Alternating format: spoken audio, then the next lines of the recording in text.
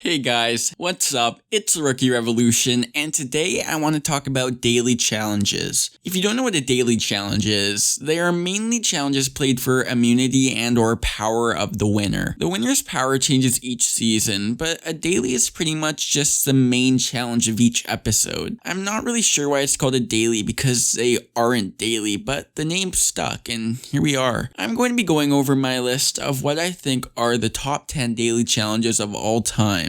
I have some rules, such as I don't want multiple of the same category. For example, trivia and mini finals. You may see one of those pop up on the list, but it would be the best of those categories. I want them to be unique as well. Not all challenges are fun to watch, which brings me to my last point. I want it to be entertaining. Some, while maybe fun for the cast participating, can be fairly boring for us viewers to watch. With that being said, let's get right into it. So I'm going to go ahead and take the money and run, Teach. This is a game! Okay, number 10 brings us all the way back to the dual one, and it is Sunken Treasure. Pretty much the concept was, in a swimming pool, you and your partner go to the bottom where there is an air tank. One partner goes down to the combinations and the other unlocks the safe to bring up a soccer ball and stop the time. Simple, but extremely difficult and cool. Look at the prizes they gave to the winners of the dailies back then. A friggin' motorcycle. I wish they would bring that back. It's one of my biggest requests. Okay, this daily is really similar to Air Pockets on Bloodlines, but this one was first and in my opinion just had a better concept. The air pocket is super small and it brought out claustrophobia to people who didn't even really know they had it. Also, have you ever swam super deep in a swimming pool? The pressure of the water is insanely difficult to sustain, and that was what they had to do multiple times. Memorize numbers among numbers and swim to where your brain hurts so much to unlock a lock. I mean, look at Evan attempt. Are you ready? Did you get it? No. Did you get it? No. Did you get it? No. Only one pair was able to complete this daily, and for good reason. It was genuinely difficult. I think this is a killer daily to kick off the top 10 with, and I just cringe rewatching this daily due to feeling the pain they feel when they go super deep in the water. For number 9, we have What Goes Up Must Come Down from Final Reckoning. And in this daily, you first have to race up a flight of stairs to the roof of a 200-foot building. One partner is suspended off the side of the building, looking at a puzzle answer key, and has to explain the puzzle and the pieces, color, and where they go to the other partner so they can put it together. After the puzzle is done, you and your partner then rappel off the 200-foot building till you get to the ground. First of all, I have to say, when they're on the side of the building scaling it, the camera work is amazing. I think it is top-notch cinematography for the challenge. Second of all, for a season like this being Rivals themed, I think this was a perfect challenge in that you need to communicate with your partner and have to be able to know how to work together, which Ashley and Hunter could not. Is dark blue, Or no dark blue. Final Reckoning, dark blue. Not this. No. Purple, you idiot. It might not be the hardest challenge they have ever done, but it was still one of the most nail-biting challenges ever. Watching Bananas and Tony go when the whole house was screaming to mess them up, and Bananas and Tony winning was quite insane. Over. No. Tony and Bananas.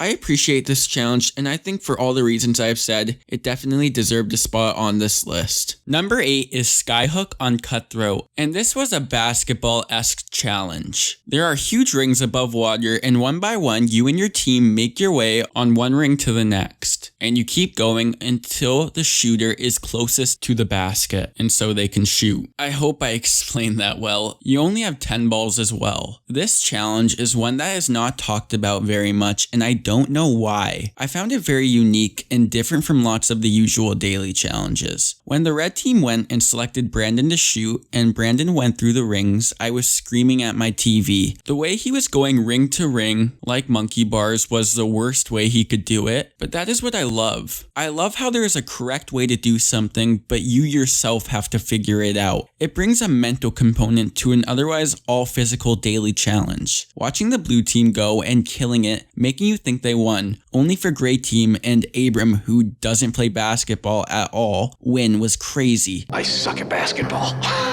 Don't tell my team. I have to say, look at the way Abram was balancing on the rings while shooting. I have never seen such a good example of balance on these challenges, and it was hilarious and impressive to watch. This is an underrated challenge and no doubt one of my favorite challenges ever. Next, we have Lapse of Judgment from Rivals 3, which was a game of Would You Rather, which in my opinion was genius. The Would You Rather came in because you have a choice of 2 tasks to do at every checkpoint. You also have a token for the 5 checkpoints you complete, and you have to scale up crazy high walls to get to your token station and the next task. These walls are extreme. Let's talk about the first choice, which was would you rather eat brains or eat balls? And everyone was pretty split. I would have chosen to quit the challenge right then and there, honestly. Next we have would you rather throw rocks on a box or lasso a bin? And the obvious choice in this one was to throw rocks, as everyone who picked lasso took forever and pretty much lost the challenge from it. The next one is would you rather carry a mattress or 5 tires up the walls? And this one is a difficult choice, but for me, considering how many trips 5 tires is, I would do the mattress. But actually, the winners of the challenge picked tires. Next is would you rather do a puzzle of a bridge or of a house? And this one makes no difference as they were the same difficulty, which was an extremely easy tanagram. And last but not least is would you rather eat a whole birthday cake or run to the finish line naked? And to my amazement, not one person ate the birthday cake, which actually makes sense considering you pretty much would lose the challenge since it takes so long to eat a whole cake. I think having an interactive challenge is something that is unique and we don't see very often, so for that, it gets on this list. For number 6, we have Don't Let Go from the Duel 2. The way it works is you and your partner are suspended hundreds of feet off a cliff. The male partner then holds the female partner over the cliff for as long as possible, and whoever can hold their partner over the cliff for the longest wins. Okay, first of all, what? Second of all, what? Usually in challenges, the falls are very small on heights, but a 200-foot fall is enough to make me personally pass out. But to be fair, I'd faint just looking at the cliff. It really is like a free fall. Imagine how sweaty everyone's hands would be when you hold on. I think that's what makes it more difficult to hold on. It's not that it's that heavy, it's more that you're dealing with sweaty palms, rubbing against palms. This challenge brings out nerves, as you can clearly see from DM. You hold on 20 more seconds right now. Don't you let me go, don't you let me go, don't you let me go, don't you let me go. I don't speak gibberish. You're gonna go the door. I don't want my arms to be sore. This might take the cake for the scariest challenge of all time, but it is also one of the best dailies. So much so, it looks like they are finally bringing it back for double agents. Well, at least it seems that way from the trailer. Number 5 is Riot Act from Cutthroat yet again. The rules for this daily are the most simple on the list. All you have to do is follow 2 simple words very carefully. Don't die. No, but really, all you have to do is stay on the platform by all means necessary. You have a shield to use as a weapon and to protect yourself, but that didn't stop the blood. Somebody help me. My nose is bleeding. This is well known for being a complete war between all the teams. The girls round was first, and it was crazy to see Laurel try and throw it, but still was able to throw the other girls off with one push, which was hilarious to watch as Laurel just didn't want to win. The guys round is the most well known for Derek the Diesel, being all alone and absolutely showing the type of competitor he is. The competitor with heart. I'm staring at 3 red giants, and I'm thinking, here goes nothing. Derek is really like the combination of 5 men in one. Look at his face after this was all over. He really gave it everything he had, and it was amazing to watch. And in my opinion, skyrocketed this daily on this list. Not to mention, we had a Brad and Abram rematch all the way back from the Inferno 2. I love this daily. Next at number 4, we have Surf Torture from the Inferno 2, and this is not your typical daily challenge. There are not really any set rules except don't give up. Yes, this is a challenge based on will and will alone, as long as you have the heart in you to keep going. You have to listen to anything highly trained Navy SEALs tell you to do, and let me tell you right now, it was intense. Abram, Derek, and Landon say they still have scars till this day from this challenge. You made your own pairs in this challenge, and I want to give huge props to Rachel and Jody for carrying their extremely heavy male partners for as long as they did. Abram and Derek absolutely blew this challenge out of the water, and you can tell Abram's prior military training helped him. He went to military school. Look at his ass over there. He's standing like a Navy SEAL. It was just epic to see Landon and Mike versus Abram and Derek, since neither of them gave up. until their bodies gave out. This made it on the list for the sheer fact of I don't think we'll ever see anything like this on the challenge again, and in my opinion, it has its spot in daily history. For number 3, we have from War of the Worlds,